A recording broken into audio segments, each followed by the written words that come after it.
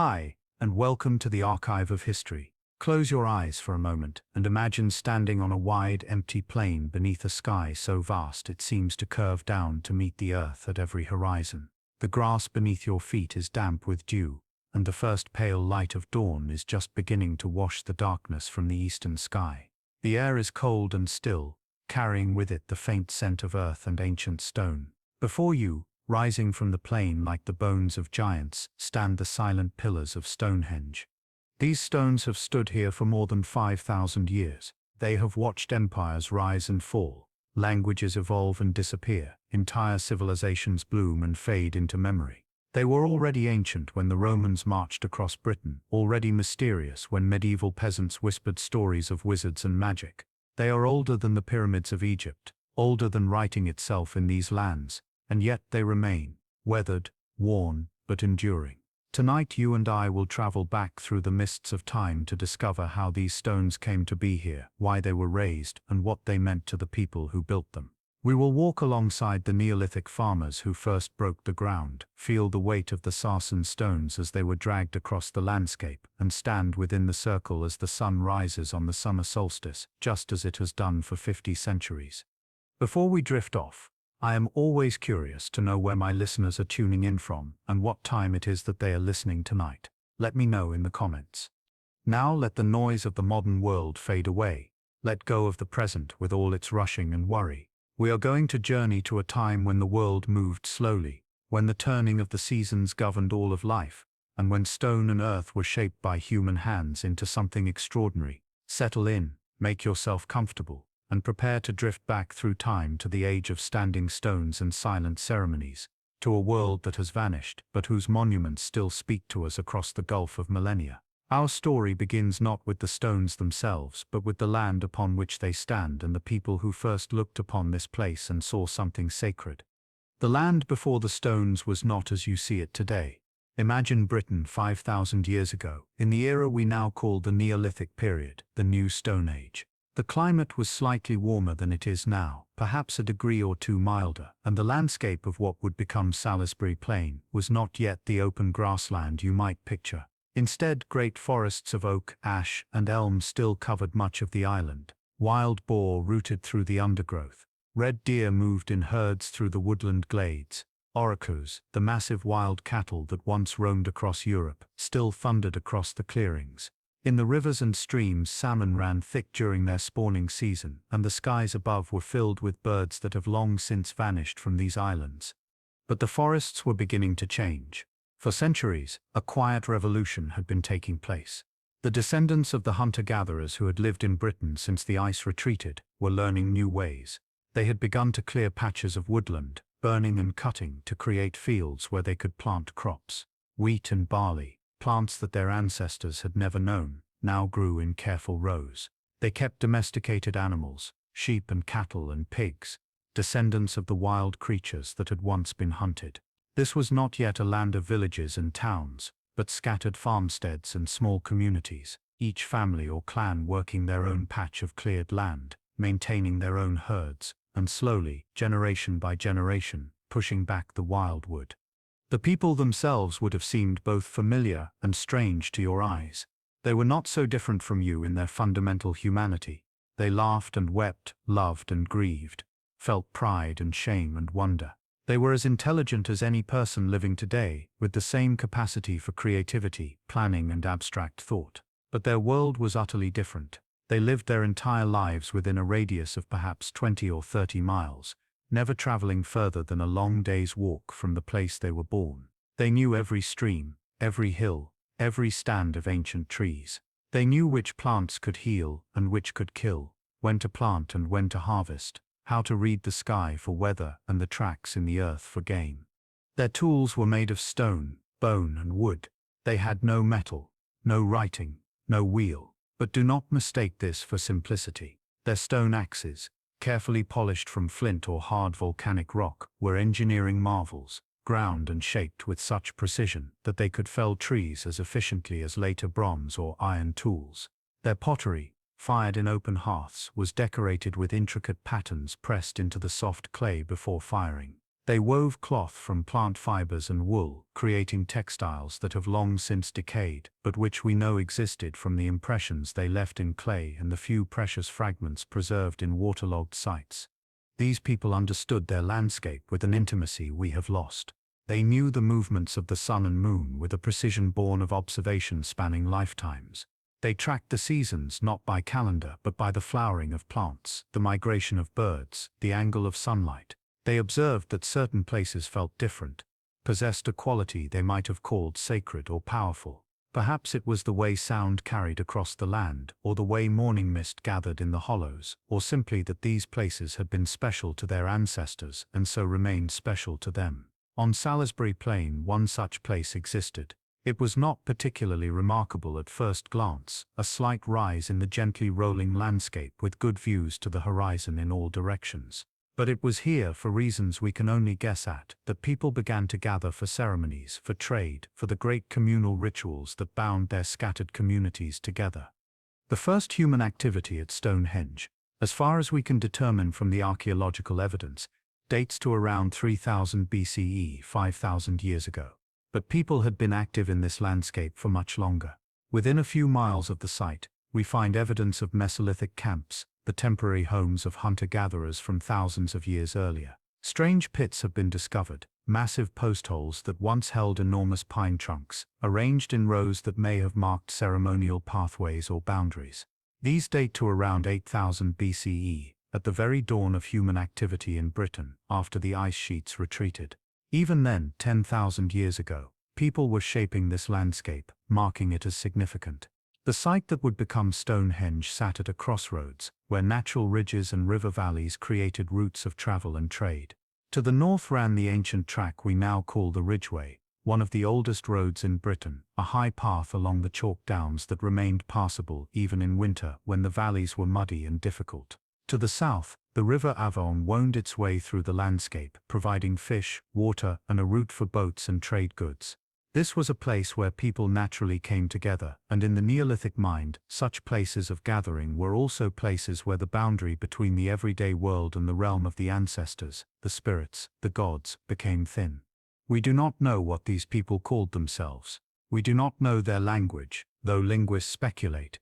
It may have been related to the languages that would later evolve into Basque, or perhaps it was something entirely lost. We do know they believed in an afterlife, because they buried their dead with care and grave goods.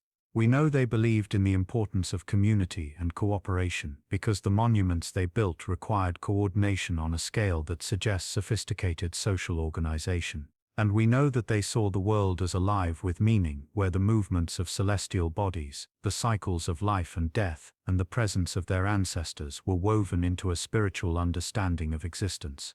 It was these people, farmers and herders living in scattered settlements across the Salisbury Plain, who first decided to create something permanent at this spot. They did not yet imagine stones. The first monument at Stonehenge was made of earth and wood, but it was no less significant for that. It marked the beginning of a relationship between people and place that would endure for more than 1500 years, spanning dozens of generations, outlasting changes in culture, language, and belief. The story of Stonehenge truly begins with them, with their hands in the soil, with their vision of creating a place set apart from the everyday world, a threshold between earth and sky. Imagine yourself among them now. In the late summer of a year we might call 3000 BCE. The harvest has been gathered, the grain stored in pits lined with clay, the animals brought down from their summer pastures. This is the time when work can be spared for other purposes, when the scattered communities can come together for the great communal efforts that renew bonds and reaffirm shared identity. Word has spread through the settlements, passed from farmstead to farmstead, that work will begin on the sacred place. Everyone who can be spared from the essential work of survival is expected to contribute. You arrive with your family at dawn. Already dozens of people are gathered, perhaps 100 or more, an enormous assembly in a world where you might normally encounter only a handful of neighbors in a day. The air is full of voices, greetings called out, news exchanged. Children run between the adults, excited by the unusual gathering. Dogs bark and weave through the crowd. Someone has started a fire, and the smell of cooking meat drifts on the morning air. This is not just labor. This is ceremony, celebration, a bringing together of the community for a purpose that transcends any individual life. The plan, as it has been discussed and agreed upon by the elders and ritual specialists, is to create a henge. The word is modern, derived from Stonehenge itself, but the concept was ancient even then. A henge is a circular earthwork, a bank and ditch that marks out sacred space. Across Britain and Ireland, hundreds of henges would eventually be built, each unique but sharing this common form. The one to be built here will be approximately 100 meters in diameter, large enough to hold the gathered assembly, with an entrance facing northeast, toward the point on the horizon where the midsummer sun will rise. The work begins. The first task is to mark out the circle. This is done with wooden stakes and lengths of cord, measured and remeasured until the circle is true. You might think this simple, but creating a perfect circle of such size using only rope and stakes requires knowledge, patience, and precision. Someone, perhaps several people, possess this knowledge. They understand geometry not through written equations but through practical experience, through the relationship between radius and circumference, through the simple but profound act of fixing a central point and measuring equal distances in all directions. Once the circle is marked, the real labor begins. The ditch must be dug. This will be no mere shallow trench, but a substantial excavation, in some places 2 meters deep and 6 meters wide, cut into the solid chalk bedrock that lies beneath the thin soil. The tools available are simple but effective. Antler picks. The shed antlers of red deer are the primary digging tools. The tines are perfect for breaking up chalk, for prying loose chunks of rock. Shoulder blades of cattle, flat and broad, serve as shovels to scoop up the loosened material. Baskets woven from willow withes carry the chalk and soil away to be piled in a bank inside the circle. You take your turn in the ditch. The work is hard, harder than any farm labor. The antler pick is heavy in your hands, and each strike against the chalk sends a jarring shock up your arms. The sun climbs higher. Sweat runs down your back despite the cool air. Your hands blister, then the blisters break and bleed, and still the work continues. Around you, others labor in the same way. Someone starts a work song, a rhythmic chant that helps coordinate the strikes of the picks, and voices join in, the sound rising and falling. This is back-breaking toil, but there is also satisfaction in it. You are part of something larger than yourself. You are creating something that will outlast you, that will be here for your children and your children's children. The ditch grows deeper. The bank rises higher. Days pass, then weeks. People come and go, cycling through periods of work and rest, but the labor never entirely stops. In quiet moments, when the work pauses for meals or at the end of the day, you notice something else being created within the circle. A series of holes are being dug, 56 of them, spaced evenly around the inner edge of the bank. These are careful excavations, each about 1 meter wide and 1 meter deep, dug with precision, and then, strangely, filled in again. These will come to be known as the Aubrey holes, named after the 17th century antiquarian John Aubrey, who first noticed their presence. But their purpose in this moment is something you do not fully understand. Perhaps even the people digging them do not entirely understand. Following instead the instructions of tradition, the knowledge passed down through generations. Some of these holes, you will learn later, contain cremated human remains. The dead are brought here, the bones whitened by fire and placed carefully in the holes before they are covered. This is a place of ancestors now, their presence woven into the very structure of the monument. When you stand within the circle, you stand among the dead as well as the living. The boundary between worlds is not so much crossed as acknowledged, made visible through the architecture of earth and bone. Wooden posts are raised within the circle as well. Great trunks of oak, stripped of bark and branches, are manhandled into prepared holes and packed in place with rubble and chalk. Some stand near the entrance, perhaps forming a gateway or portico. Others are arranged in patterns within the interior. We cannot know exactly what they looked like, because wood decays and leaves only the holes it once occupied. But we can imagine them as standing stones in miniature, wooden pillars reaching toward the sky. Perhaps they were carved with symbols, painted with colors made from ochre and charcoal. Perhaps offerings were hung from them, or torches mounted at their tops for nighttime ceremonies. The work takes months, perhaps longer. By the time the first frosts of winter come, the earthwork is complete.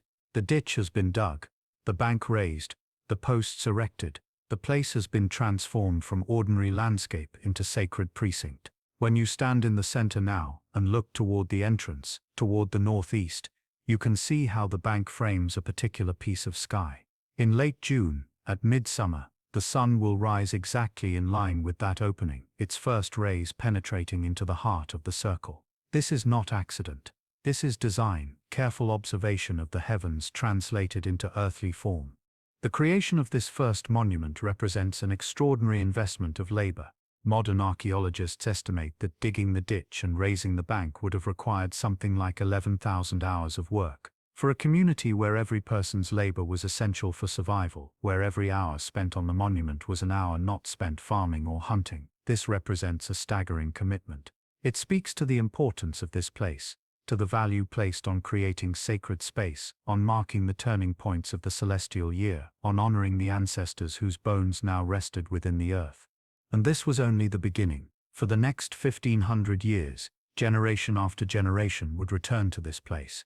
They would modify it, add to it, transform it again and again. But the essential character was established now. This was a place set apart, a place where earth met sky, a place where the living came to honor the dead and to mark the passage of time through the movements of the sun and moon. The wooden posts would eventually rot and be replaced, then replaced again. New ideas, new peoples, new technologies would arrive. But the circle would endure, growing in significance and complexity, becoming something that no one in this moment, standing in the newly dug ditch with chalk dust on their hands and the satisfaction of completed labor in their hearts, could possibly imagine. The story of Stonehenge had truly begun. Now let us move forward in time, jumping across the generations to approximately 2500 BCE. 500 years after the earthwork was first created, the wooden posts have long since rotted and been removed. The ditch has partially filled with soil and debris. The monument is still in use, still sacred, but it has entered a period of change. New people have arrived in Britain, bringing with them new ideas, new technologies, and a new vision for what this sacred place might become. They look at the earthen circle and see potential for something more permanent, more dramatic, more aligned with their understanding of the cosmos. They see not wood but stone. The stones they choose come from an extraordinary distance. In the Preseli Hills of southwest Wales, 140 miles away across difficult terrain, there is a particular outcrop of a rock known as bluestone. It is not truly blue, but a dark speckled stone that takes on a bluish tinge when wet. These specific stones possess qualities that the people of this era value. They have a unique crystalline structure. When struck, they ring with a clear, almost musical tone. They are believed, in the understanding of these people, to have healing properties, to be imbued with special power, and so an extraordinary decision is made. These stones, some weighing as much as 4 tons, will be brought from Wales to Salisbury Plain. Imagine for a moment what this means. You do not have wheeled vehicles. You do not have metal tools. You have rope made from plant fibers and animal hide, wooden sledges and rollers, muscle power and determination. The journey from Wales to Stonehenge will require crossing rivers, forests, hills and marshland. It will require the coordination of hundreds of people, supplies for the journey, planning on a scale that suggests sophisticated leadership and organization. This is not a task undertaken lightly or quickly. This is a multi-generational project, an undertaking that might span decades. You are part of the team tasked with moving one of these stones. It has been quarried from the outcrop, levered out of the living rock using wooden wedges driven into natural cracks. The wedges are soaked with water, which makes the wood expand, slowly but inexorably splitting the stone away from the bedrock. Once free, the stone has been shaped roughly into a pillar, the excess rock knocked away with stone mauls, heavy hammers made of even harder rock. Now it must be moved. The stone is dragged onto a wooden sledge, a sturdy platform of oak logs lashed together. Ropes are attached, dozens of loops for dozens of hands. You take your place among the haulers. At a signal, everyone pulls. The stone does not move. You pull again, feet bracing against the earth, back bent, every muscle straining. Slowly, reluctantly, the sledge begins to slide. Once it is moving, the momentum helps, but it must be kept moving.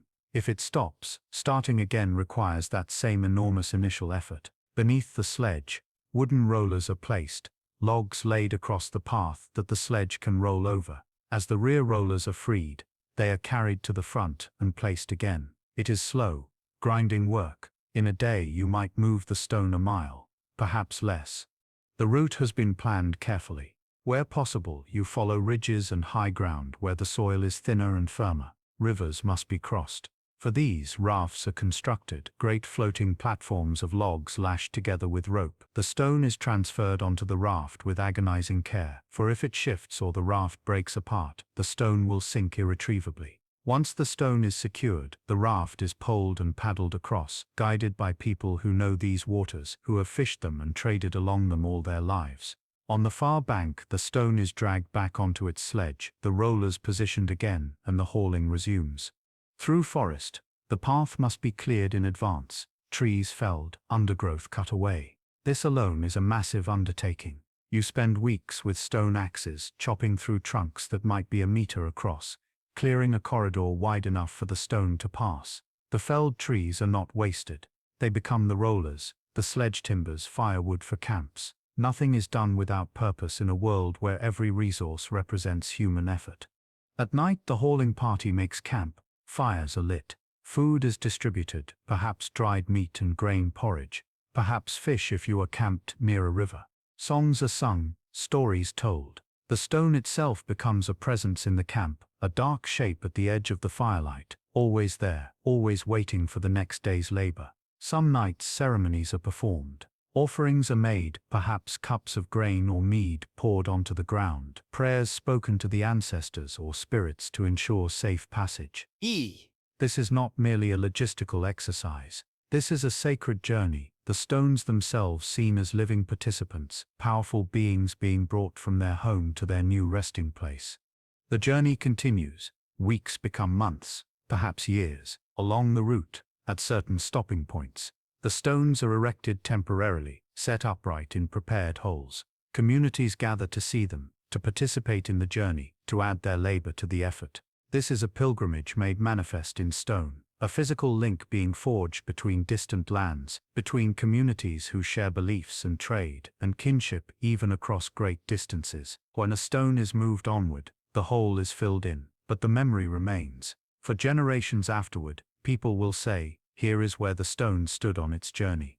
Finally, after crossings and haulings that test endurance to its limit, the Preseli Hills far behind, you crest the last rise and see before you the ancient earthwork circle on Salisbury Plain. The stones, perhaps 80 of them in total, have been gathered over time. Some arrived years ago, some are just now completing their journey. Together they will be erected in a circle, creating something that has never existed here before, a monument of stone. The holes for the stones are dug with the same antler picks and bone shovels that created the earthwork centuries before. These holes must be deep and carefully shaped. The bottom is often lined with stakes, a lattice of wood that will help stabilize the stone. The stone itself is dragged to the edge of the hole, positioned carefully. Then comes the most dangerous part. Using ropes and wooden levers, with dozens of people coordinating their efforts, the stone is tilted upward. It slides into the hole, the bottom end dropping with a deep thud that you feel through the ground, but it is not yet secure. It leans at an angle. More ropes are attached to the top. Teams of people pull, while others use levers at the base, and slowly in fits and starts, the stone is brought upright. When it stands vertical, chalk rubble and smaller stones are packed around its base, each layer tamped down hard. The stone is secure now, reaching toward the sky. You step back and look at what has been created. The circle of blue stones stands within the ancient earthwork, their dark surfaces contrasting with the pale chalk of the bank. They are not as tall as the wooden posts once were, most only 6 or 7 feet high, but they have a permanence that wood could never possess. They will stand for centuries, for millennia. When you place your hand on the stone, it is cold and hard, but there is something else too. It rings when struck, a clear tone that carries across the plain. The stones seem to hum with stored energy, with the power of their journey, with the intention and belief poured into them. The blue stone circle transforms Stonehenge.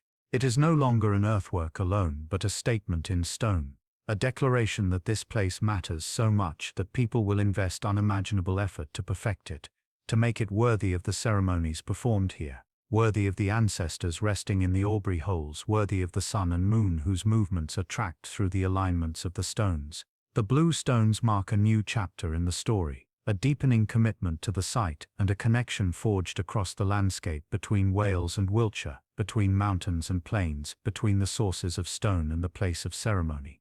But even now, even with the blue stones in place, Stonehenge is not finished. The vision continues to evolve. Within a generation or two, an even more ambitious plan will be conceived. The blue stones will be moved again, rearranged to make room for something larger, something that will require even greater effort and engineering genius. The real giants have not yet arrived. They are still sleeping in the hills to the north, waiting to be awakened and brought here to complete the transformation of this place into one of the wonders of the ancient world. 20 miles north of the monument, across the rolling chalk downs, there lies a landscape studded with massive stones. These are the sarsens stones, and they are unlike anything else in Britain. They are enormous, some weighing as much as 50 tons, remnants of a cap of hard sandstone that once covered the chalk, but has long since eroded away, leaving these scattered boulders like the bones of the earth itself. These are the stones that will transform Stonehenge into the monument you would recognize today.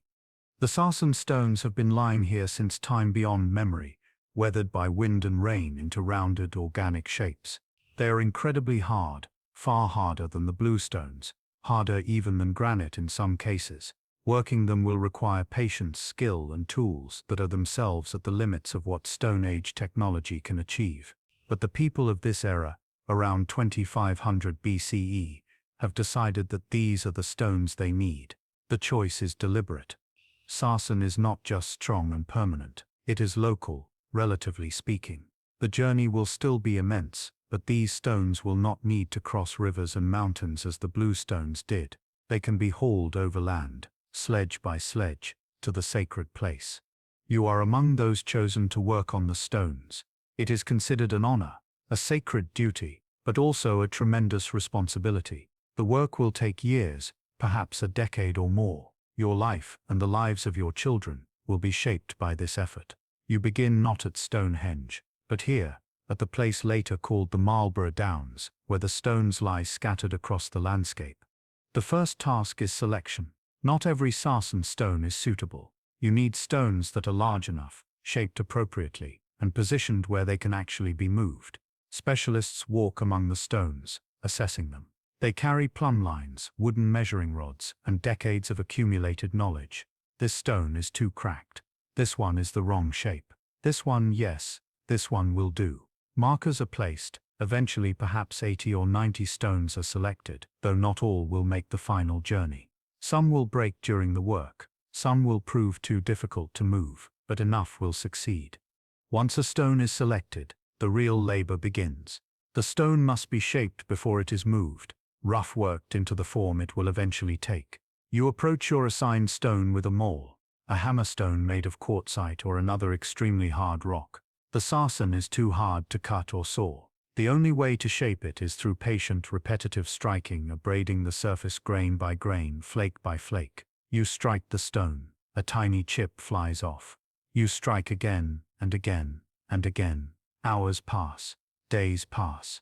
Slowly, imperceptibly at first, the shape begins to change. Bulges are knocked down, rough areas are smoothed. It is mind-numbing work, but there is a rhythm to it, almost a meditation. The sound of stone on stone rings across the downs, a constant percussion that becomes the background music of your life. Some stones are being shaped with extraordinary precision. These are the uprights that will form the outer circle, and they are being worked to include engineering features of remarkable sophistication.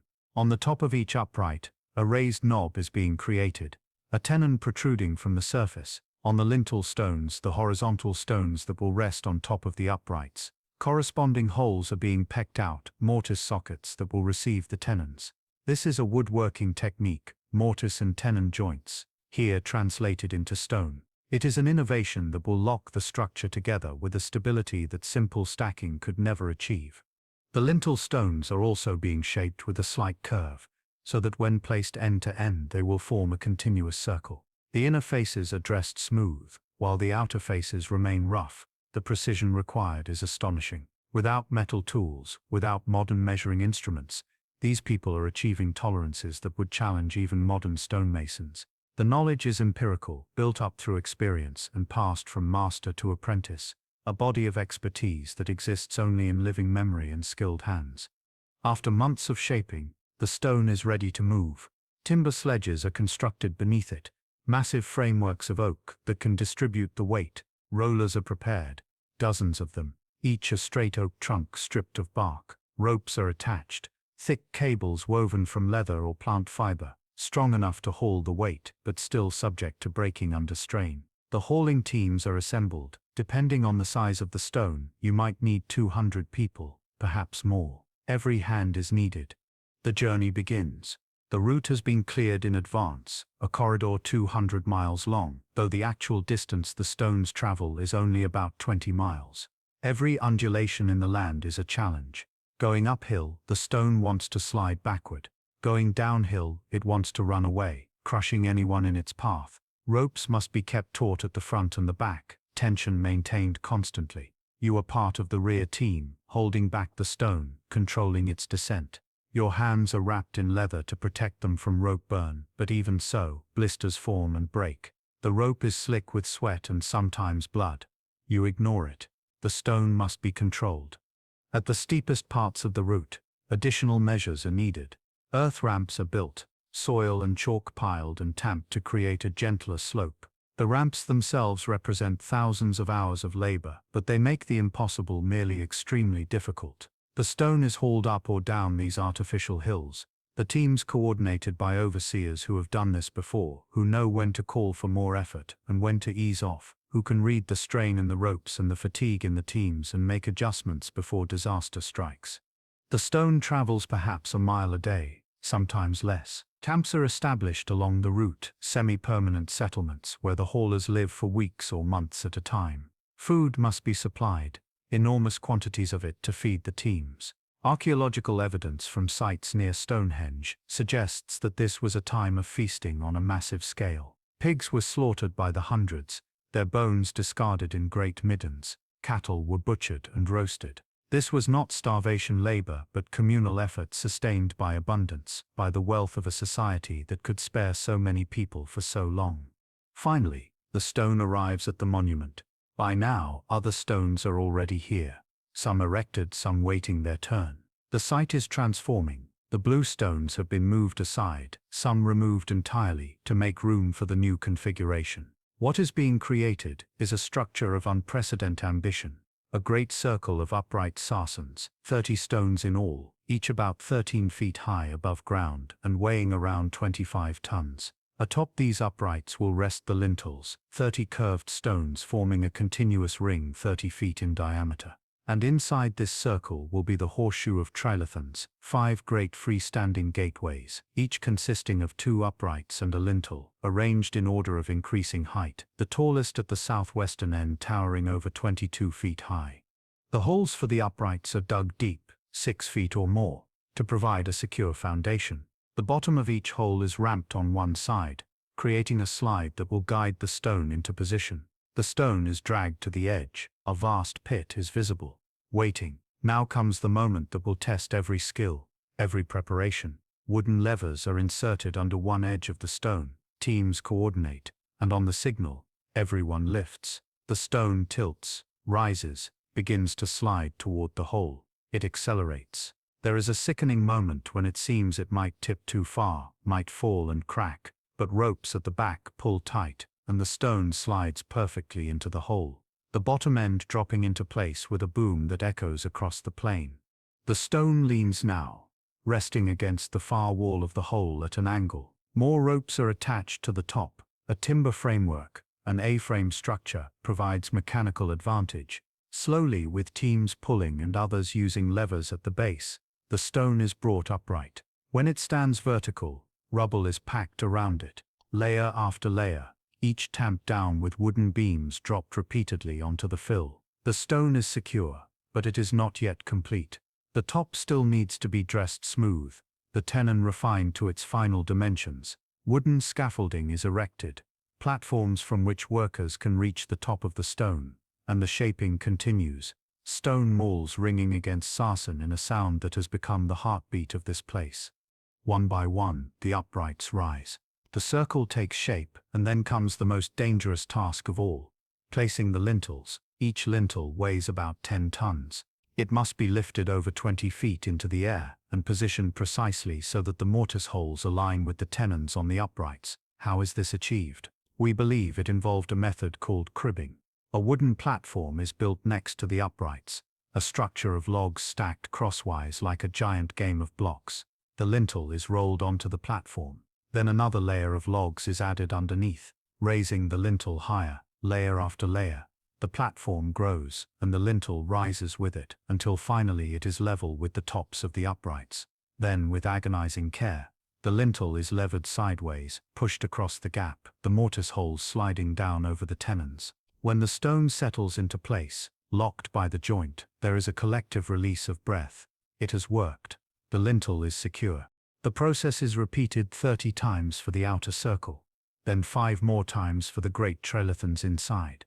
The tallest trelithon, the one at the southwest, requires lifting its lintel nearly 30 feet. The platform needed to reach that height is a massive construction in its own right, a temporary structure of such size and complexity that it represents a major engineering feat. When that final lintel slides into place, Stonehenge achieves its final form. The monument is complete. You stand back and look at what has been created. The circle of sarsens forms a continuous ring, the lintels locked together with tongue and groove joints at their ends, creating a seamless stone circuit. Inside, the trilithons rise like doorways to another world, framing views of the sky and the landscape beyond. The stones are massive, solid, permanent. They seem to have grown from the earth itself, so perfectly do they fit this place. But you know the truth. You know every scar on their surface, every tenon and mortise. You know the labor it took, the years of your life given to this work. 30 million hours we estimate now. 30 million hours of human labor went into creating Stonehenge. In a world where every hour is precious, where survival is never guaranteed, this represents dedication beyond comprehension. This is not simply a monument. This is a statement in stone that some things matter more than survival, more than comfort, more than the individual life. This is the work of generations, the culmination of 1500 years of vision and refinement, and it is finally magnificently complete. The stones stand now, and life flows around them like water around rocks in a stream. Stonehenge is not a lonely ruin in an empty landscape, not yet. It is alive with activity, part of a living spiritual and social landscape that encompasses the entire region. 2 miles away to the northeast lies another henge, Durrington Walls, and the contrast between the two sites tells us much about the world of the people who built these monuments. If Stonehenge is a place of stone, permanence and the dead, Durrington Walls is a place of wood, celebration and the living. Archaeological excavations there have revealed the remains of hundreds of timber structures, houses arranged in rows, forming what amounts to a village, perhaps the largest settlement in Bronze Age Britain. These were not permanent homes but seasonal dwellings, built for people who came here for specific purposes at specific times of year. The timber circles at Durrington mirror the stone circles at Stonehenge, as if the two sites were in dialogue, one speaking in the language of the temporary, the other in the language of the eternal. Imagine yourself there during one of these gatherings, perhaps around the time of midwinter. You have traveled for several days from your farmstead, bringing with you your family, gifts for exchange, and livestock for feasting. The paths are crowded with others doing the same, converging on Durrington from all directions. When you arrive, the scene is overwhelming if you are accustomed to the quiet isolation of daily farming life. There are thousands of people here, more humans in one place than you have ever seen. The air is thick with smoke from hundreds of fires. The sounds of voices, laughter, music, animals, all blend into a constant background roar. This is festival, ceremony, trade fair, and family reunion all at once. The houses at Durrington are simple structures, timber frames with walls of wattle and daub, roofs of thatch. Inside, central hearths provide warmth and light. Archaeological evidence shows that people cooked and ate inside these houses, discarded their rubbish outside, and then departed, leaving the structures to gradually decay until the next gathering. The refuse they left behind tells us much. Pig bones, enormous quantities of them, show signs of having been butchered and cooked when the animals were young, around 9 months old. This suggests a coordinated slaughter, perhaps timed for midwinter when the pigs would have reached this age after being born in spring. The bones also show evidence of having been smashed open to extract the marrow, suggesting feasting of a thorough and exuberant kind. Cattle bones are found as well, from animals that traveled long distances before being slaughtered. Chemical analysis of their teeth reveals that some came from as far as Scotland, while others traveled from Wales or the West Country. These animals were not driven here for slaughter. They were walked here, lived here for a time and only then killed. This suggests that people brought their wealth with them, their cattle representing both status and sustenance, a mobile form of value in a world without money. The pottery found at Durrington is also revealing. Grooved ware, it is called now, decorated with intricate patterns pressed into the clay. These vessels were used for cooking and probably for serving the communal feasts. Some show traces of having contained dairy products, milk or butter or cheese. Others held cooked grains or meat stews. The quantity of pottery suggests that these feasts were not elite affairs but genuinely communal, with thousands of people eating together, sharing food, reinforcing social bonds. From Durrington, a processional avenue leads toward the River Avon. This is not a paved road but a defined pathway marked by ditches and banks, wide enough for crowds to walk in procession. At the river, there is evidence of a timber structure, perhaps a platform or dock. From here, it is believed, people would board boats or rafts and travel down the river, then up a second avenue that leads from the river to Stonehenge itself. This journey from Durrington to Stonehenge, from the place of the living to the place of the dead, from wood to stone, from river to land, may have been a ceremonial procession, a ritual journey that mapped the passage from life to death, from the temporary to the eternal. When you make this journey, perhaps as part of a funeral procession, the experience is profound. You walk with your community along the avenue, the timber circle of Durrington receding behind you. The river is cold, the current swift, the boat rocks beneath you, and you grip the sides, watching the banks slide past. When you disembark and begin the walk up the avenue towards Stonehenge, the stones gradually come into view, first just their tops visible above the rise of the land, then more and more until suddenly you crest the final slope, and they are before you in their full majesty. The approach from the northeast along the avenue is carefully aligned. When you walk this path at midsummer, the rising sun is directly behind you, throwing your shadow long across the ground, driving you forward toward the stones. When you arrive at midwinter, the setting sun shines down the avenue toward you, the light penetrating between the great trilithons. The monument is oriented to these solar events, these markers of the extremes of the year, the longest day and the longest night. Life in this era is shaped by these cycles. Agriculture depends on understanding the seasons, on knowing when to plant and when to harvest. But the relationship between people and the turning year goes deeper than practicality. The sun's journey across the sky, its daily arc changing height from season to season, its rising and setting points shifting along the horizon. These are tangible manifestations of cosmic order. To track them is to participate in something larger than human life, to connect your small existence to the great patterns that govern all things. At Stonehenge, these connections are made visible in stone. The monument functions as a calendar, as an observatory, as a place where the movements of the heavens can be predicted and understood. But it is also a temple, a place where the dead are honored, where ancestors are present, where the boundary between worlds becomes permeable. The cremated remains in the Aubrey holes, over 60 individuals, span several centuries. They were not all buried at once, but over generations, family by family, individual by individual, their ashes brought here to rest in this most sacred of places. Among the burials found in the area around Stonehenge, one stands out. He is known now as the Amesbury Archer, found in a grave just a few miles from the monument. His burial is rich beyond anything typical of this period. Over 100 objects were interred with him: copper knives, gold hair ornaments, flint tools, archers' wrist guards, pottery vessels.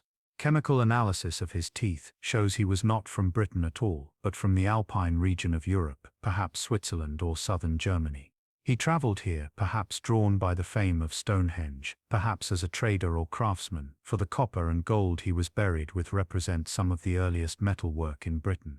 He died here, and the local people honored him with a burial that suggests he was a person of great importance. His presence speaks to the reach of Stonehenge's influence, to its role as a destination, a pilgrimage site known far beyond Britain. The soundscape of Stonehenge is also significant. Acoustic studies have shown that the monument would have amplified and transformed sound in unusual ways. Voices speaking inside the circle would have been enhanced, made louder and more resonant. Drumming or chanting would have reverberated off the stones, creating an immersive auditory experience. If ceremonies involved music, and it seems likely they did, the stones themselves would have been instruments, their surfaces ringing when struck, contributing to a sonic environment that was part of the ritual experience.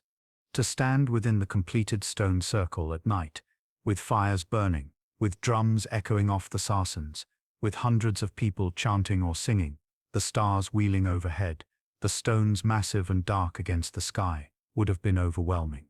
This was designed to inspire awe, to create an experience that transcended the everyday, that connected participants to the ancestors, to the cosmos, to powers beyond human comprehension. The stones were not merely markers or calendars, they were architecture of the sacred, designed to transform human consciousness, to create liminal space where transformation, whether personal or communal, could occur. Life around Stonehenge during its centuries of greatest use was life lived in constant relationship with the monument. It shaped the rhythm of the year, provided the setting for the most important ceremonies, served as the resting place for the honored dead. It was the axis around which the spiritual life of the community turned, the physical manifestation of their understanding of the world, the place where earth and sky, life and death, human and divine, met and mingled. To understand Stonehenge, you must understand that it was never just stones. It was, and in a sense still is, a living presence in the landscape, a place that gathers meaning and memory, a threshold between worlds. The stones stand in their circle, and above them the sky turns through its endless cycles. Day follows, night follows day. The moon waxes and wanes, disappears and returns. The sun traces its path from winter to summer and back again. For the people who built Stonehenge, these movements were not abstract phenomena but the fundamental rhythms that structured existence. To understand Stonehenge fully, you must understand it as an instrument, a vast stone machine designed to track and predict these celestial patterns. Stand now in the center of the monument at dawn on the summer solstice, the longest day of the year. It is late June and you have been awake through the short night, waiting with others who have gathered here for this sacred moment. The air is cool but carries the promise of warmth. To the northeast, in the direction of the entrance to the monument, where the avenue leads away across the plain, the horizon is beginning to glow. The darkness is not black but deep blue, fading to pale gray where the sun will rise. You face that direction, looking between the uprights of the outer sarsen circle through the gap that marks the entrance, past the single standing stone called the heel stone that stands outside the monument on the avenue. The light grows, birds begin to sing, a cascade of sound that marks the transition from night to day, then exactly aligned with the avenue, exactly framed by the heel stone and the entrance to the circle, the first brilliant edge of the sun appears on the horizon. Light spills between the stones, penetrates to the heart of the monument, illuminates the face of the great central trilithon. The sun has returned to its northernmost rising point. From here, it will begin its slow journey back south, the days shortening, until 6 months from now it will rise at its southernmost point at midwinter. The cycle continues, as it always has, as it always will. This alignment is not accidental. It is the result of careful observation and precise construction. To create this effect, the builders needed to know exactly where the sun would rise on the solstice. This knowledge came from years, perhaps generations, of watching the sky, of marking the horizon, of noting the northward progress of the sunrise each day after midwinter, its slowing as it approached the solstice, and then its reversal. They needed to understand not just where the sun rose on any particular day, but how its position changed over time, how the rate of change itself changed, the complex dance between sun and earth that creates the seasons. Once the position was known, the monument could be aligned to it. The entrance, the avenue, the placement of the heel stone, all were calculated to frame this moment. The summer solstice sunrise was not the only alignment encoded in Stonehenge, though it is the most famous. At midwinter, if you stand in the center and look southwest, between the uprights of the tallest trilithon, you see the sunset on the shortest day of the year. The monument works in both directions, marking both extremes of the solar cycle. The moon, too, is tracked at Stonehenge. The moon's movements are more complex than the sun's. While the sun's path through the sky repeats annually, the moon's follows an 18.6-year cycle. Over this period, the points where the moon rises and sets on the horizon shift through a range, reaching maximum northern and southern extremes once per cycle. These are called the major and minor lunar standstills. Evidence suggests that Stonehenge was used to track these events as well. The station stones, 4 markers placed around the interior of the monument, form a rectangle whose sides align with these lunar extremes. To understand and predict these cycles required observation spanning decades, knowledge passed down through generations, a commitment to celestial tracking that is itself remarkable. Why go to such effort? The practical answer involves agriculture. Knowing when to plant crops is crucial in a world without calendars or clocks. The solstices and equinoxes provide fixed points in the year. By tracking the sun's position, you can predict when frost is no longer a danger, when grain should be sown, when harvest will come. The moon, too, has practical importance. Its phases govern the tides, affect animal behavior, and were believed to influence plant growth and human fertility.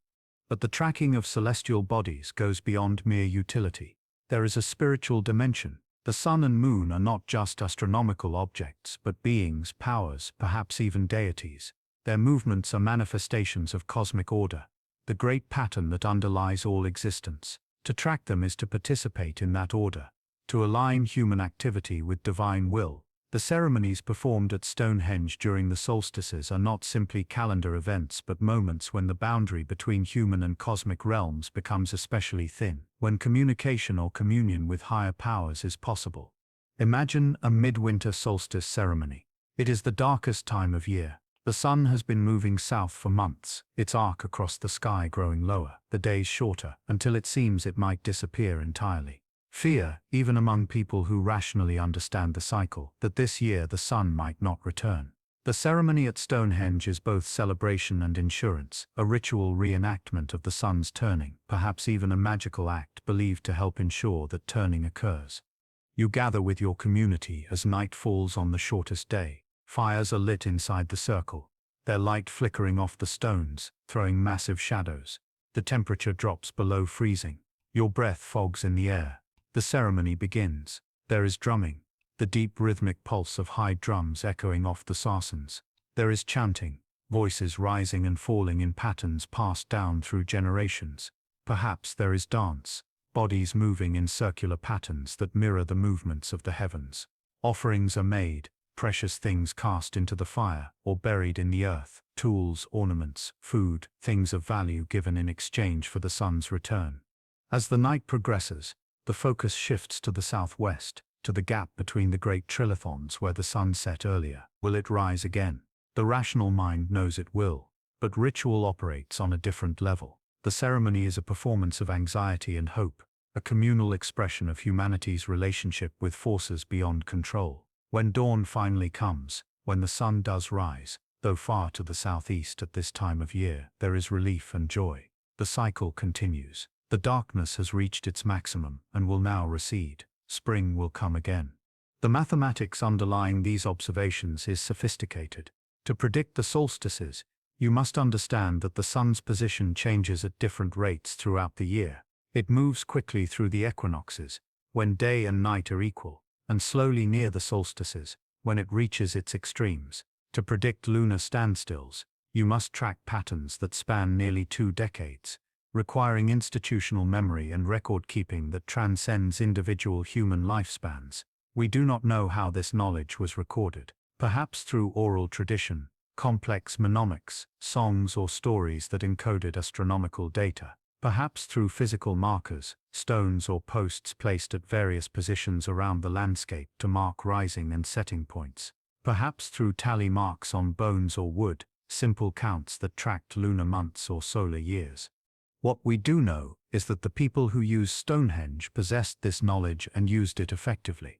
They were not primitive or superstitious in the sense of being ignorant. They were acute observers of nature, patient recorders of patterns, and sophisticated thinkers capable of abstraction and prediction. The monument itself is evidence of this. To build it required not just muscle but mind, not just labor but learning, not just tradition but innovation. Stonehenge is mathematics made manifest in stone, a celestial calculator, an observatory, and a temple all at once.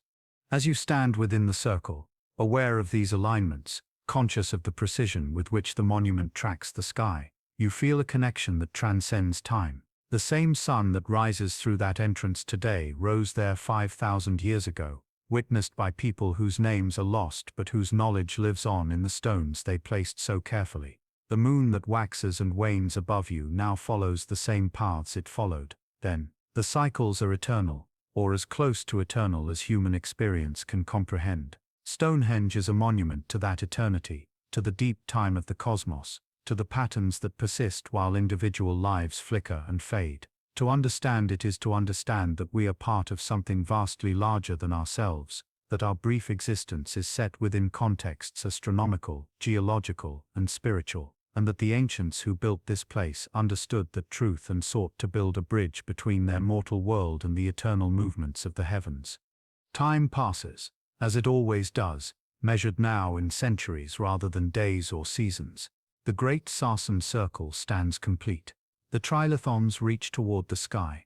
The blue stones have been rearranged multiple times, forming now an inner circle and horseshoe that complement the outer structures. Stonehenge has reached its most elaborate form, but nothing in this world is permanent except change itself. The monument's purpose and meaning evolve as the people who use it evolve, as their society transforms, as new ideas and new peoples arrive in Britain. For several hundred years after its completion, roughly from 2500 BCE to 1500 BCE, Stonehenge remains an active ceremonial center.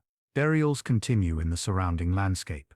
The wealthy and important are interred with grave goods that speak to increasing social stratification. Some graves contain weapons, bronze daggers and axes, showing that metalworking has arrived.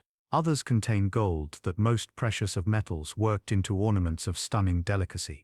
Amesbury archer, buried around 2400 BCE, is an early example, but he is not alone. The Bush Barrow burial, found less than a mile from Stonehenge, contained a gold lozenge of extraordinary craftsmanship, perfectly symmetrical, its surface traced with intricate geometric patterns.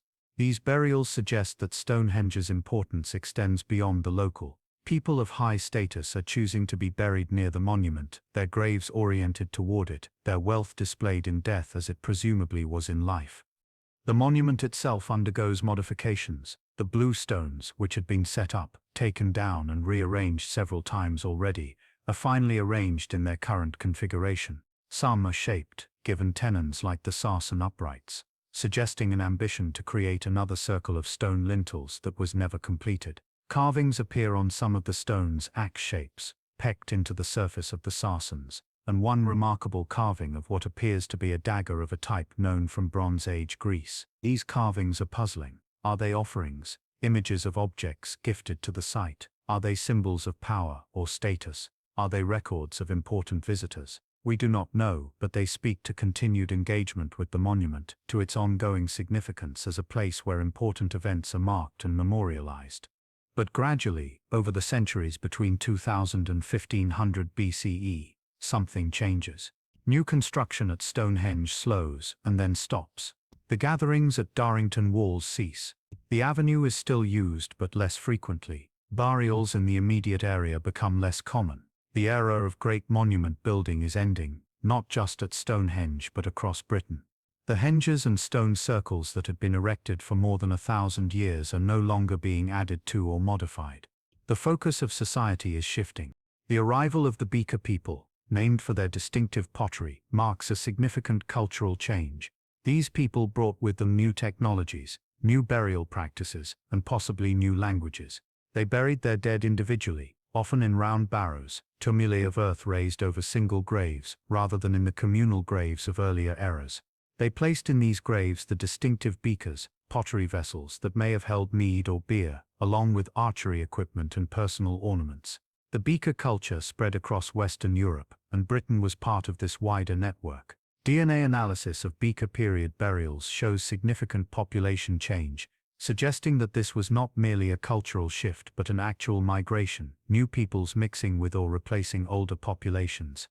The reasons for the decline of Stonehenge as an active ceremonial center are debated. Perhaps the social structures that had supported its use were changing. The communal efforts of earlier eras, the great gatherings and feasts, may have given way to more individualistic or hierarchical forms of social organization. Perhaps religious beliefs evolved, and the old ceremonies no longer held meaning. Perhaps environmental changes, shifts in climate or agricultural productivity, meant that people could no longer afford the time and resources for maintaining these traditions. Or perhaps Stonehenge simply completed its purpose, whatever that was, and having been built, it could rest. By 1500 BCE, Stonehenge enters a period we might call ancient abandonment. It is not destroyed or forgotten, but it is no longer actively maintained. The ceremonies grow infrequent, then cease. The avenue becomes overgrown. The ditch, which had been periodically cleaned out for centuries, begins to fill with soil and vegetation. Nature begins to reclaim the site, though the stones, massive and enduring, remain untouched. They stand as they were placed, monuments to a past that recedes further with each passing generation.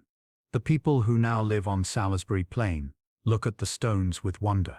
These structures are already ancient, older than living memory, older than the memory of grandparents or great-grandparents. The knowledge of how they were built has been lost. The specific religious beliefs that motivated their construction have evolved into something different, but the stones remain impressive, awe-inspiring, clearly the work of ancestors who possessed great power and knowledge. The monument becomes legendary, even as it becomes inactive. During the Bronze Age and into the Iron Age that follows, burials continue in the landscape around Stonehenge, though not within it. The monument is respected, perhaps even feared. It is a place of the ancestors, and the ancestors command reverence. Stories are told about the stones, origin myths that explain their presence. Perhaps they were built by giants, beings of superhuman strength and power. Perhaps they were raised in a single night by magical means. Perhaps they are petrified dancers. People turned to stone as punishment for dancing on the Sabbath, a Christian story layered onto pagan stones much later. The monument accumulates meaning through these stories, becoming not just a physical structure but a narrative, a legend, a place that exists as much in imagination as in reality. The stones weather. Rain and wind slowly erode their surfaces. Lichen colonizes the sarsen, pale green and orange patches spreading across the grey stone. One lintel falls, perhaps during a storm, the stone tipping from its perch and crashing to the ground with an impact that must have been heard for miles. No one raises it again. The knowledge of how to do so has been lost, and perhaps there is a sense that the stones should be left as they are, that to interfere would be to meddle with the works of the ancestors. By the time the Romans arrive in Britain in 43 CE, Stonehenge is over 2,000 years old. The Romans, great engineers and builders themselves, look at the monument with curiosity. They recognize it as artificial, not a natural formation, and they marvel at the effort required. Roman coins and pottery have been found at the site, evidence that Romans visited, perhaps as tourists or pilgrims, drawn by the monument's reputation. But the Romans add nothing to Stonehenge. They have their own temples and their own gods. Stonehenge remains what it has become, a relic of a vanished age, impressive but no longer active, a mystery even then. Through the Saxon period, the medieval era, and beyond, Stonehenge endures. Pieces of the stones are sometimes broken off, either through natural weathering or human intervention. Some stones fall. The site is used occasionally for burials, including the unfortunate execution of criminals, but these are intrusions, not continuations of the original purpose. The monument is no longer truly used, but neither is it destroyed. It stands weathered and worn but still recognizable, still impressive, still mysterious. The landscape around it changes. Fields are plowed, villages established, roads built, but the stones remain, a constant in a changing world, a testament to the endurance of stone and the ambition of the people who placed them here. So long ago that their language is lost, their names forgotten, but their greatest work still standing, still commanding attention, still speaking across the gulf of time in a voice that is silent but somehow eloquent. Centuries pass, and Stonehenge passes into the realm of legend. The people who built it are gone. their civilization vanished, leaving only the stones as evidence of their existence. But the stones are evidence enough. They are too large, too precisely placed, too obviously the result of intentional effort to be dismissed or ignored.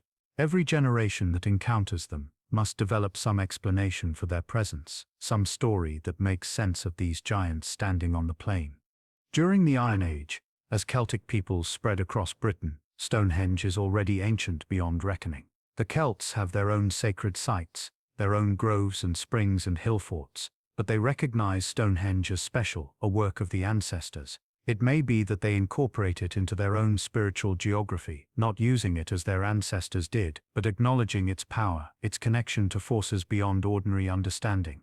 There are no written records from this period, no Celtic texts that describe Stonehenge, but the archaeological evidence suggests respect rather than destruction. The stones are left standing. When the Romans arrive, they bring with them not just military might, but literacy. For the first time, Britain enters the historical record. Roman writers mention the island's inhabitants, their customs, their monuments, but Stonehenge itself is not described in surviving Roman texts, if indeed it ever was. This silence is frustrating, but perhaps not surprising. To the Romans, Britain was a remote and rather barbarous province, interesting for its tin and other resources, but hardly a place of great cultural significance. The monuments of Egypt and Greece captured Roman imagination. British stone circles, impressive as they might be, were curiosities at best. The post-Roman period, the centuries following the collapse of Roman administration in Britain around 410 CE, is often called the Dark Ages.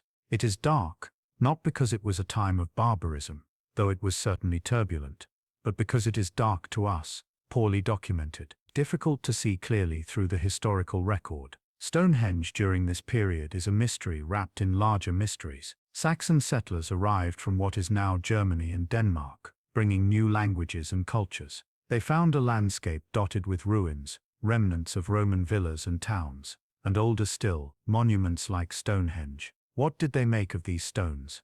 Saxon place names give us hints. The name Stonehenge itself is Saxon in origin, derived from Stanhengen, which might mean stone hanging or hanging stones, possibly referring to the lintels that hang in the air, supported by the uprights. The name suggests wonder at the engineering, at the impossibility made real, but beyond the name, we have little. Saxon chronicles do not mention Stonehenge. Saxon poetry, rich with references to ruins and the works of ancient peoples, does not specifically describe it. The monument stands, weathered and silent, while kingdoms rise and fall around it. The medieval period brings more documentation, but also more fantasy. By now, Stonehenge is more than 1,000 years old, a time span so vast that it might as well be infinite. Medieval chroniclers, seeking to explain its origin, turn to legend. Geoffrey of Monmouth, writing in the 12th century, provides the most famous medieval explanation. In his Historia Regum Britannia, the history of the kings of Britain, he tells a tale of giants and magic. According to Geoffrey, the stones were originally in Ireland, part of a stone circle called the Giants' Dance, erected there by giants who brought them from Africa. The stones, he claimed, had healing properties. Water washed over them gained the power to cure ailments. Geoffrey's story continues with the wizard Merlin, King Aurelius Ambrosius, wishing to create a memorial for British nobles slain by treacherous Saxons, sought advice on how to build a suitable monument. Merlin suggested bringing the Giants' Dance from Ireland. The king sent an army, led by Uther Pendragon, to take the stones. The Irish defended them, but after a battle, the British prevailed. However, they could not move the stones. Only Merlin, with his magical powers, was able to dismantle the circle and transport the stones to Britain, where they were re-erected on Salisbury Plain as Stonehenge. This story is, of course, fantasy, but it tells us what medieval people believed or wanted to believe. The stones were seen as magical, possessing powers beyond the ordinary. They were too large to have been moved by normal means, so supernatural intervention was required. The association with Merlin, the great wizard of Arthurian legend, elevated Stonehenge's status, linking it to the mythical golden age of British history. Geoffrey's account was widely read and believed. For centuries, Stonehenge was Merlin's work, a monument of magic rather than human engineering. Other medieval legends accumulated. Some claimed the stones could not be counted. that anyone attempting to do so would always arrive at a different number. This probably reflects the difficulty of counting the stones when many have fallen and the site is partially ruined, but it was interpreted as evidence of enchantment. Others said that the stones would go down to the river to drink at certain times, or that they could not be chipped or broken, or that they had the power to heal the sick if touched, or if water that had been in contact with them was drunk. These legends show that even though Stonehenge was no longer used for its original purpose, it remained a place of wonder, a place set apart from the ordinary world. The medieval church had an ambivalent relationship with Stonehenge. On one hand, it was clearly a pagan monument, erected by non-Christians for non-Christian purposes. On the other hand, it was also undeniably impressive and could be incorporated into Christian narratives if interpreted correctly. Some clerics claimed the stones marked the graves of Christian martyrs, or were erected to commemorate victories over heathens. These Christianizing interpretations attempted to neutralize the monument's pagan origins, to make it safe for good Christians to admire and visit. Pilgrims did visit. Medieval graffiti, names and symbols carved into the stones, shows that people came to Stonehenge and felt compelled to leave their mark. This was not vandalism in the modern sense, but rather a common practice, a way of saying, "I was here," of connecting oneself to the place and its history. Some visitors were motivated by curiosity, others by belief in the stone's healing powers, others perhaps by a desire to connect with the distant past however they imagined it. Throughout the medieval period, and into the early modern era, Stonehenge suffered from stone robbing. Local builders, needing material, would break pieces from the fallen stones, or even attempt to topple standing stones to use as building material. Sarsens, incredibly hard and durable, were valuable resources in a landscape otherwise composed of soft chalk. Despite this attrition, the monument's core remained intact. The great trilithons still stood, the outer circle largely complete. Stonehenge was damaged but not destroyed, weathered but still recognizable. By the Renaissance, attitudes began to shift. The rediscovery of classical learning brought new interest in antiquity and ancient monuments. Scholars began to apply rational analysis to Stonehenge, attempting to determine its age, its purpose, and its builders through observation and comparison rather than legend. This was the beginning of archaeology, though the discipline would not be formalized for several more centuries. Early investigators measured the stones, drew plans of the site, speculated about construction methods. Some guessed correctly that it was prehistoric, far older than the Romans. Others still clung to Roman or Saxon origins, unable to believe that the ancient Britons could have achieved such engineering. The enduring presence of Stonehenge through all these ages is remarkable. Empires rose and fell, languages evolved, Christianity replaced paganism. The landscape was transformed by agriculture and settlement, yet the stones remained, altered by time and weather, reduced by human interference, but still standing, still occupying their place on the plain.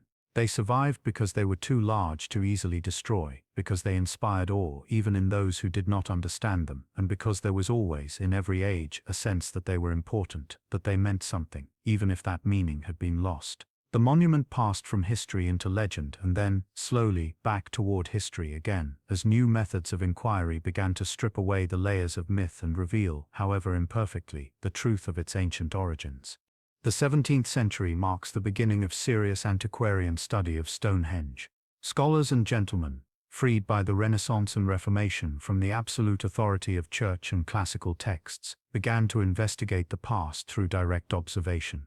They visited ancient sites, made measurements, drew plans, and published their findings. Stonehenge, the most impressive prehistoric monument in Britain, naturally attracted their attention. John Aubrey, the antiquarian whose name is now attached to the Aubrey holes, visited Stonehenge in the 1660s and made the first accurate survey. Using careful measurement, he determined the positions of the stones and noticed the chalk-filled holes inside the bank that now bear his name. Aubrey was among the first to suggest that Stonehenge was built by the ancient Britons, predating the Romans. He attributed it to the Druids, the priestly class of the Celtic peoples described by Roman writers. This was incorrect. The Druids were Iron Age, thousands of years too late, but it was a step toward recognizing the monument's British and prehistoric origins. In the 18th century, William Stukeley continued this work. He surveyed Stonehenge multiple times, documenting the stones and discovering the avenue leading from the monument to the River Avon. Stukely was also responsible for popularizing the Druid theory. His romantic vision of ancient Druid priests performing ceremonies at Stonehenge captured the public imagination and persists, despite being historically inaccurate, even today. Stukely's work was valuable for his careful observations, but his interpretations were colored by his own beliefs and the limited archaeological knowledge of his era. The 19th century brought more systematic approaches. Archaeology was emerging as a discipline, with methods for excavation, recording, and dating. At Stonehenge, excavations began in earnest. William Cunnington and Sir Richard Colt Hoare dug extensively around the monument in the early 1800s, opening barrows and investigating the ditch and bank. Their work was not always careful by modern standards, and they lacked the tools to accurately date their finds. But they accumulated evidence that gradually pushed the monument's origins further back in time. They recognized that the burials around Stonehenge predated the Romans and even the Iron Age, though they did not yet grasp just how ancient the site truly was. By the late 19th and early 20th centuries, Stonehenge was in danger of collapse. Several stones had fallen over the centuries, and others were leaning precariously. In 1901, one of the uprights of the outer circle fell, bringing down its lintel. This prompted action. Between 1901 and 1964, a series of restoration projects straightened leaning stones, re-erected fallen ones, and set them in concrete to prevent further collapse. These interventions were controversial. Purists argued that the stones should be left as they were, that restoration falsified the monument, creating an artificial version of something that should be allowed to decay naturally. Pragmatists countered that without intervention, the monument would gradually collapse completely, losing even more of its original form. The restorations proceeded. Stones were raised using modern equipment, cranes and concrete, methods unimaginable to the original builders, but necessary to preserve their work. Today, much of what visitors see at Stonehenge is the result of these 20th century stabilizations. The monument stands more completely now than it had for centuries, but it is also in some sense a reconstruction, a preservation project as much as an ancient site. The development of radiocarbon dating in the mid-20th century revolutionized our understanding of Stonehenge. For the first time, organic materials found at the site, charcoal from ancient fires, bone from burials, antler picks left in the ditch, could be dated with scientific precision. The results were startling. Stonehenge was far older than anyone had imagined. The first phase, the earthwork and timber structures, dated to around 3000 BCE. The sarsen stones were erected around 2500 BCE. The monument was not Iron Age or Bronze Age but Neolithic and Early Bronze Age, 5,000 years old, contemporary with the pyramids of Egypt, older than Mycenaean Greece or the great civilizations of Mesopotamia in their classical periods. This revelation reshaped the narrative. Stonehenge was not the work of Druids or Romans or mythical giants, but of Neolithic farmers, people without metal, without writing, without the wheel. Their achievement became even more impressive. The engineering problems they solved, the organization they achieved, the astronomical knowledge they possessed, all testified to a sophistication that previous generations had refused to credit to prehistoric peoples. Stonehenge became a monument not just to the past but to the capabilities of ancient humanity, a reminder that intelligence and ambition are not products of modernity. Further excavations in the late 20th and early 21st centuries continued to refine understanding. The discovery of Durrington Walls and its connection to Stonehenge via the river revealed the larger ritual landscape, showing that the monument was not isolated, but part of a complex of sites. The excavation of the Stonehenge Avenue traced its full length and confirmed its solstitial alignment. Detailed analysis of the bluestones, including chemical signatures and geological comparisons, pinpointed their origin in the Preseli Hills and raised new questions about why those specific stones were chosen and how exactly they were transported.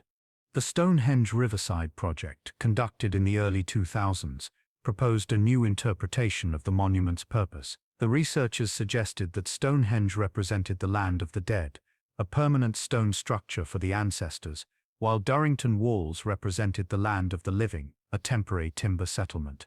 The journey between them, along the avenues and via the river, was a ritual journey from life to death, enacted during ceremonies and funerals. This interpretation has not been universally accepted, but it represents the ongoing effort to understand not just what Stonehenge is, but what it meant to the people who built and used it. Modern technology continues to reveal new secrets. Ground-penetrating radar, LiDAR scanning, and other non-invasive techniques have shown that the landscape around Stonehenge is even more complex than visible remains suggest. Buried pits, post holes, and earthworks have been detected, showing that the monument sat within a landscape thoroughly shaped by human activity. The story of Stonehenge is not just the story of the stones themselves, but of the entire area, a sacred landscape used and modified over millennia. Today, Stonehenge is managed by English Heritage and is a UNESCO World Heritage Site. It attracts over 1 million visitors annually, people from all over the world who come to see these ancient stones. The site is carefully managed to balance preservation with access, a difficult balance in an age of mass tourism. Visitors are no longer allowed to walk among the stones except during special access times, a necessity to prevent erosion and damage from millions of feet.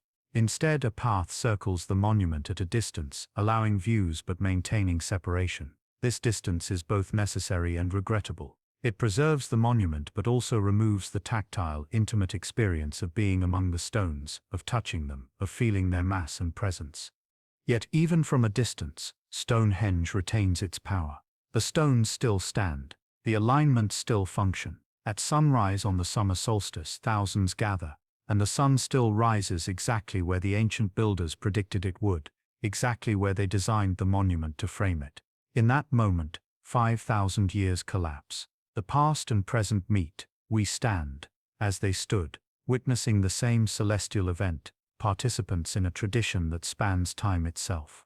The stones connect us to those ancient people in a way that is profound and almost mystical. We may not know their names or speak their language or share their beliefs, but we share this place and this moment, and that is enough to create a bond across the ages.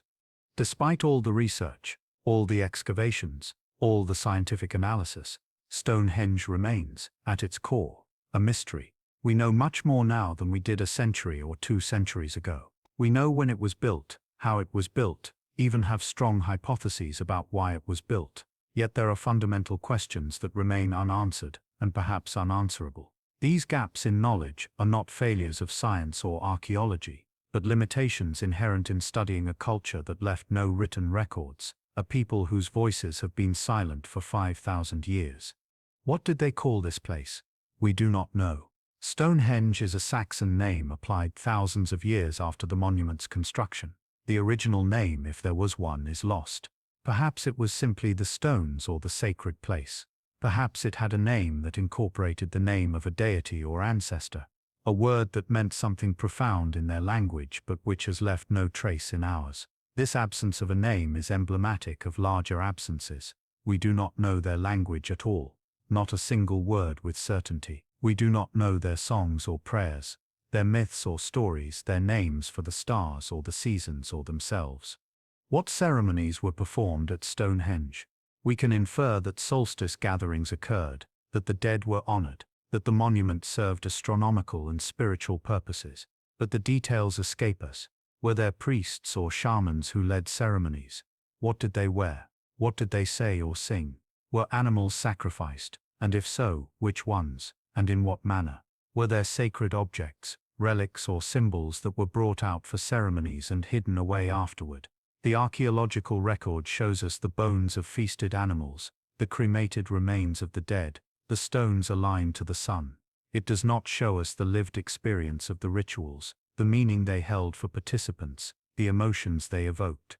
Why the blue stones? This question nags at researchers. Yes, they are special stones with unusual properties, but why travel 140 miles to obtain them when there were perfectly good stones much closer? Was it the acoustic property, the way they ring when struck? Was it their association with a sacred mountain in Wales? Was it the journey itself, the act of bringing stones from a distant place that mattered as much as the stones themselves? We may never know. The decision was made 5,000 years ago by people whose thought processes and values we can only dimly imagine. What caused the monument to be abandoned? This is perhaps one of the most intriguing questions. Stonehenge did not fall suddenly to war or natural disaster. It simply gradually ceased to be used. The ceremonies stopped, the gatherings ended. People still lived in the area, but they no longer maintained the monument or performed the rituals associated with it. Was this because of social collapse, disease, climate change? Was it because new religious beliefs supplanted the old? Was it because the monument had fulfilled its purpose, whatever that was, and was allowed to rest? The transition from active use to abandonment seems to have occurred over several centuries, a gradual fading rather than a sudden end, which makes it even harder to pin down a single cause. Even with these unanswered questions, or perhaps because of them, Stonehenge continues to fascinate. It is a monument that invites interpretation, and every age has interpreted it according to its own concerns and beliefs. Medieval people saw magic and giants, early antiquarians saw druids, Victorian archaeologists saw primitive savages, modern researchers see sophisticated engineers and astronomers. Each interpretation tells us as much about the interpreters as about the monument itself. Stonehenge has also become in modern times a contested space. Neo-pagans, druids in modern revival forms, and various spiritual groups claim connections to the monument and wish to use it for their own ceremonies. The summer solstice gathering at Stonehenge has become an annual event, attracting thousands of people who come to witness the sunrise, some for spiritual reasons, others simply for the spectacle. English Heritage, which manages the site, must balance these desires with the need to preserve the monument, to control access to prevent damage, and to maintain safety when crowds gather. The result is a compromise that satisfies no one completely but allows the monument to remain accessible while protected. The question of Stonehenge's purpose remains central. Was it primarily a temple, a place of worship and ceremony? Was it an astronomical observatory, a stone calculator for tracking the movements of celestial bodies? Was it a healing center, as some ancient legends claimed, a place where the sick came seeking cures? Was it a political center, a neutral ground where tribes gathered to trade, negotiate, and celebrate their shared identity? The answer, most likely, is that it was all of these things at various times and to various degrees. Function is not always singular or static. A monument's meaning can evolve even while its stones remain unchanged. Some researchers propose that Stonehenge was part of a larger sacred landscape, that it cannot be understood in isolation. Within a few miles there are dozens of other barrows, henges, and ritual sites. The Cursus, a long earthwork enclosure running for nearly 2 miles, lies just north of Stonehenge and predates it. Hordhenge, a timber circle similar in layout to Stonehenge, but made of posts rather than stones, sits near Durrington Walls. Taken together, these sites suggest a landscape thoroughly imbued with sacred meaning, where different locations serve different purposes within a complex ritual geography. Stonehenge may have been the most impressive monument, but it was not alone. It was the heart of a sacred region, the culminating point of beliefs and practices expressed across the entire landscape. The relationship between Stonehenge and other stone circles across Britain and Ireland is also intriguing. Hundreds of stone circles exist, from small, simple rings to large, complex structures. Some, like Avebury, not far from Stonehenge, are enormous, larger in circumference, though not as architecturally sophisticated.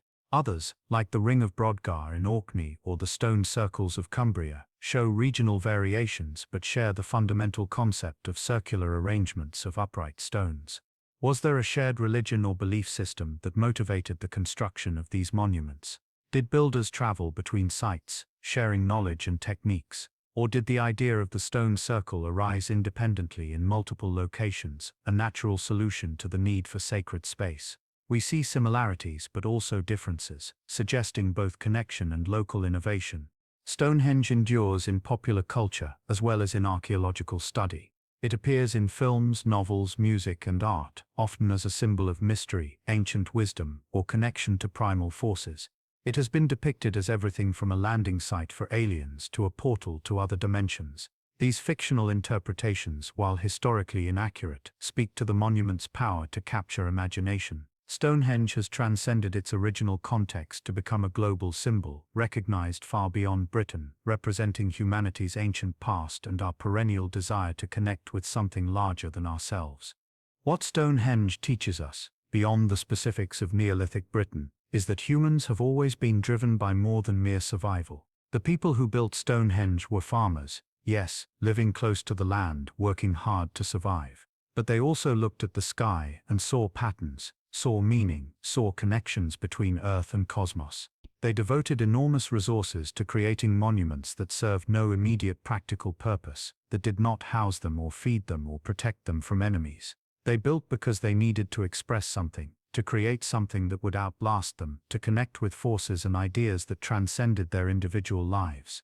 This impulse, this need to create meaning and leave a mark, is fundamentally human. It is what separates us from other animals. It is what drives art and religion and science and all the great works of civilization. Stonehenge stands as testament to that impulse.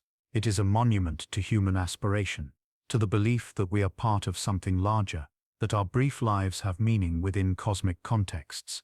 The stones, silent and weathered, still speak this truth to anyone willing to listen. They say that we are capable of great things, that we have always been capable, that the ancients were not primitive but profound, not simple but sophisticated in their understanding of the world and their place in it. The mystery that remains, the questions we cannot answer, only deepen this message. Some truths are beyond words, beyond records, beyond proof. They can only be felt, standing among ancient stones under an ancient sky, part of a tradition that stretches back to the beginning of human striving toward the eternal. Let us return now, one final time, to the stones themselves. Imagine standing before Stonehenge at twilight, in that quiet hour when day releases its hold and night has not yet fully claimed the sky. The modern world, with its visitors and information panels and carefully managed access, has faded. You are alone with the stones, or as alone as one can be in a place that draws so many. The light is soft, golden, the sun low on the horizon, casting long shadows from the uprights across the grass. The temperature is dropping, a breeze stirs, carrying with it the scent of earth and growing things. The stones seem different in this light. During the bright day they are clearly artifacts, human constructions, impressive but comprehensible. Now in the liminal space between day and night, they take on a quality that is harder to define. They seem less like things built and more like beings, presences, entities that have witnessed 50 centuries and might witness 50 more. You approach the circle, staying on the designated path, but even from this distance the scale is overwhelming. The uprights of the outer circle are massive, each one weighing tons, shaped and raised with unimaginable effort. The lintels rest upon them, locked in place by joints cut into solid stone with nothing but stone tools and patience. Inside, the trilithons rise even higher, their scale deliberately impressive, designed to awe, and they succeed. You think about the hands that shaped these stones. Thousands of hands striking millions of times with stone mauls, grain by grain, reducing the raw boulders to refined pillars. You think about the backs that bent to drag them here, the shoulders that strained against ropes, the feet that braced against the earth. You think about the minds that planned this, that looked at a landscape and imagined what it could become, that understood geometry and astronomy well enough to encode that knowledge in stone. These were people like you, fundamentally. They felt pain and joy, hunger and satisfaction, fear and hope. They were not superhuman, not magical, just human, but human in a way that reminds us of what we are capable when we commit ourselves fully to something larger than our individual lives. The sun sinks lower. The stones are silhouetted now against the western sky, dark shapes against fading color. You notice the alignments, subtle but deliberate. From here you can see how certain gaps frame certain views. The northeast entrance frames the summer solstice sunrise, though that is months away now. The southwestern gap between the tallest trilithons frames the midwinter sunset, also distant. The monument is oriented to these extremes, marking the turning points of the year with precision that remains accurate after 5,000 years. The Earth has shifted slightly on its axis in that time, precession slowly changing the positions of the stars. But the solstices, the fundamental relationship between Earth and Sun, remain constant. The alignments still work. The monument still fulfills this function, even though the ceremonies for which it was designed are long forgotten. You think about continuity and change, about what endures and what fades. The stones endure. The knowledge of how to build them faded. The specific beliefs that motivated their construction have vanished, replaced by new beliefs which were replaced in turn, again and again through history. But the human needs that drove the original builders, the need for meaning, for connection, for something permanent in a transient world, these have not changed. We still look at the sky and wonder. We still honor our dead and hope for something beyond mere existence. We still build monuments, though they look different now, skyscrapers and memorials rather than stone circles. The forms change, but the impulse remains. Darkness is settling now. The first stars appear, faint at first, then brighter as the sky deepens from blue to purple to black. You recognize some constellations. The people who built Stonehenge saw these same stars arranged in these same patterns, though they called them by different names and told different stories about them. The stars are a link, perhaps the most direct link we have to the ancient past. The light reaching your eyes tonight left some of those stars thousands of years ago, was traveling through space while Stonehenge was being built, while the first blue stones were being raised, while the builders planned and worked and dreamed. You feel the weight of time, the vast stretch of years that separates you from those builders. 5,000 years. How many generations? How many lives lived and lost? How many births and deaths, loves and hatreds, triumphs and failures? All gone now, leaving only these stones and the traces that archaeologists painstakingly uncover and interpret. It is both humbling and exalting. Humbling because it reminds you of your own insignificance, your brief flicker of existence in the great sweep of time. Exalting because it connects you to something eternal, to patterns that persist, to human achievement that transcends mortality. Stonehenge at night, under the stars, is not the same monument it is during the day. It is quieter, more mysterious, more itself perhaps. The tourists are gone. The interpretive narratives fade. You are left with the direct experience of stone and sky, earth and space, past and present meeting in this moment. This is what the monument offers. Not answers but questions, not certainty but wonder, not knowledge but mystery. And perhaps that is enough. Perhaps that is everything. As you turn to leave, you cast one last look back at the stones.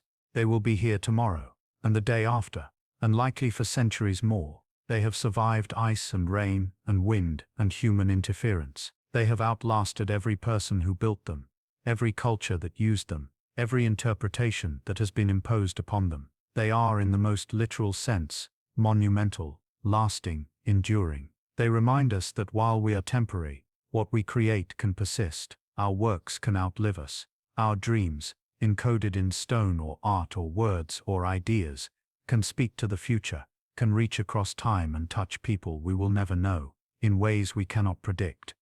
This is the final truth of Stonehenge. It is a message from the deep past, a message not written in words but in stone, not stated but implied, not explained but felt. The message is that we matter, that our striving matters, that the effort to create meaning and beauty and permanence in a world of change and loss is not futile but essential. It is what makes us human. The stones standing silent under the eternal stars bear witness to this truth and will continue to bear witness long after we too have passed into time and become part of the long story of humanity that Stonehenge tells without words. And so our journey through time comes to an end. We have walked with Neolithic farmers as they first marked this ground as sacred. We have labored alongside them, digging ditches, raising stones, creating something that would outlast them by millennia. We have stood within the completed circle, felt the power of its alignments, witnessed ceremonies we can only imagine. We have watched as the monument passed from use into legend, from legend into history, from history into preservation. We have seen it through many eyes, ancient and modern, and perhaps learned something about ourselves in the process.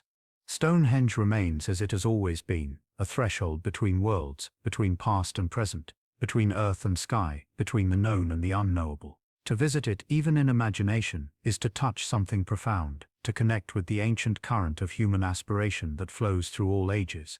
The stones stand, the mystery endures, and we, brief sparks of consciousness in the great darkness, look upon their work and feel, for a moment, the weight of 5,000 years and the lightness of eternity. Thank you for traveling through time with me tonight. Our story of Stonehenge, of ancient circles and silent stones, has reached its end. The monument remains on Salisbury Plain, weathered and worn but still standing, still speaking its silent truth to anyone who will listen. As you drift toward sleep, let your mind linger there for a moment, among the stones, under the stars, at the threshold of mystery. Rest well, and dream of ancient skies and the people who looked up at them and saw not just stars but stories, not just movements but meaning, not just the universe but a cosmos, ordered and sacred and full of wonder. Until our next journey into the past, I wish you a peaceful night.